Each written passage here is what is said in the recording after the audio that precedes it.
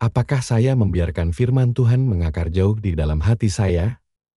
Hari Sabtu yang diberkati, saudara-saudara, ini adalah pertanyaan refleksi kita untuk hari ini. Holy Spirit, make my heart open to the Word of God.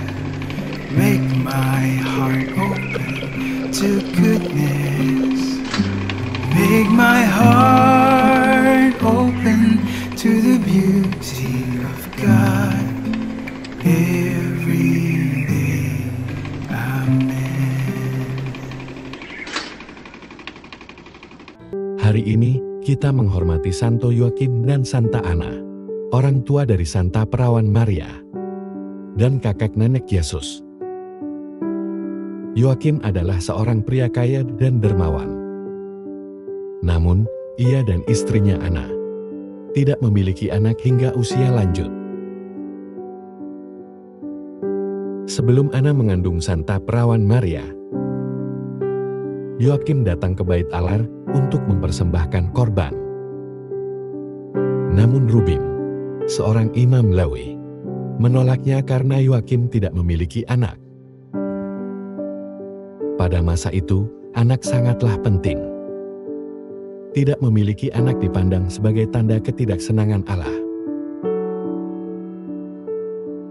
Yoakim sangat sedih. Ia meninggalkan Bait Allah dan mulai mempelajari kitab suci untuk melihat apakah ada tokoh penting yang juga tidak memiliki anak. Ketika dia menemukan kisah Abraham dan mengingat bahwa Abraham baru mendapat anak di usia tua, alih-alih kembali pulang ke Ana, Yoakim memilih menjalani 40 hari berpuasa dan berdoa di padang gurun, memohon seorang anak kepada Tuhan. Sementara itu, Ana juga berdoa kepada Tuhan agar diberi seorang anak. Saat Ana berdoa, malaikat menampakkan diri dan berkata, Ana, Tuhan telah mendengarkan doamu. Engkau akan mengandung dan melahirkan seorang anak, dan keturunanmu akan dikenal di seluruh dunia. Malaikat juga menampakkan diri kepada Yoakim dan berkata, Yoakim, Tuhan Allah telah mendengar doamu. Pulanglah, sebab istrimu akan mengandung. 9 bulan kemudian, Ana melahirkan seorang putri, dan mereka menamainya Maria. Karena sebuah nazar yang mereka buat saat Maria berusia 3 tahun, Yoakim dan Ana membawanya ke Bait Allah, tempat ia tinggal hingga waktunya menikah. Imam Bait Allah memberkatinya dan berkata, Ya Allah nenek moyang kami, berkatilah anak ini dan berilah dia nama yang kekal untuk dikenang sepanjang generasi. Yesus menyampaikan sebuah perumpamaan kepada orang banyak. Kerajaan surga itu ibarat seorang pria yang menabur benih yang baik di ladangnya.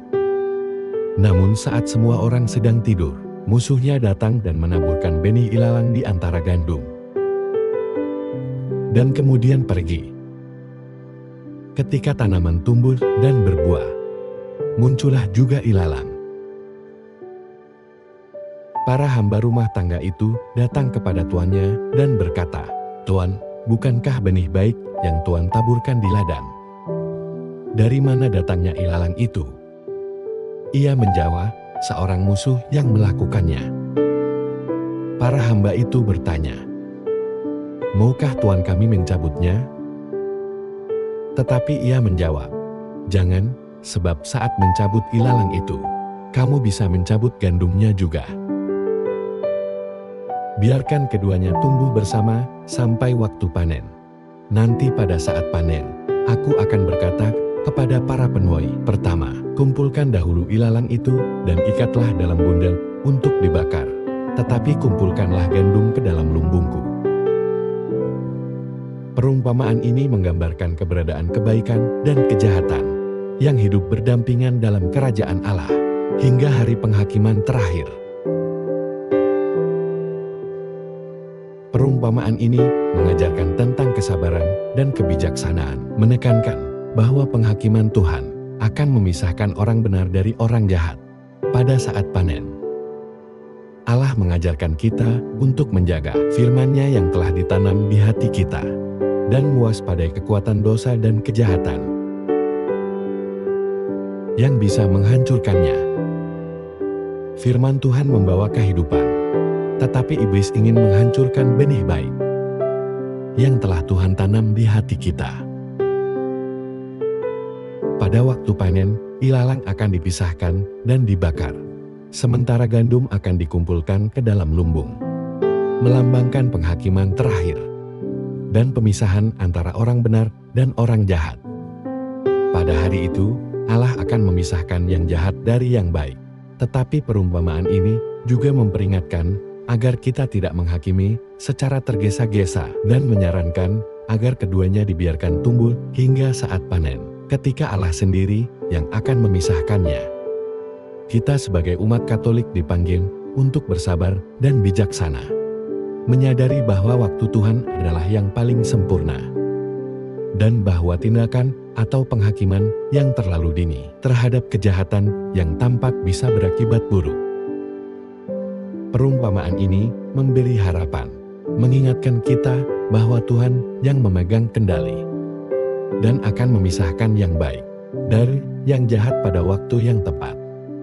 Perumpamaan ini mendorong kita untuk tekun dalam hidup Kristiani dan percaya bahwa Tuhan akan memberi ganjaran bagi mereka yang setia saat masa panen tiba. Apakah saya membiarkan firman Tuhan mengakar jauh di dalam hati saya? Marilah kita berdoa dalam nama Bapa dan Putra dan Roh Kudus. Amin. Tuhan, semoga sabda-Mu berakar dalam di hati kami, dan kami dapat menghasilkan buah yang baik untuk kemuliaan-Mu. Semoga kami selalu lapar akan kebenaran-Mu, agar kami menantikan hari penghakiman, bukan dengan ketakutan, tetapi dengan sukacita. Yesus Raja belas kasih, kami percaya padamu. Amin. Dalam nama Bapa dan Putra dan Roh Kudus. Amin. Tuhan memberkati keluarga Anda, saudara dan saudari. Tuhan memberkati gereja Katolik kita Dan Couples for Christ.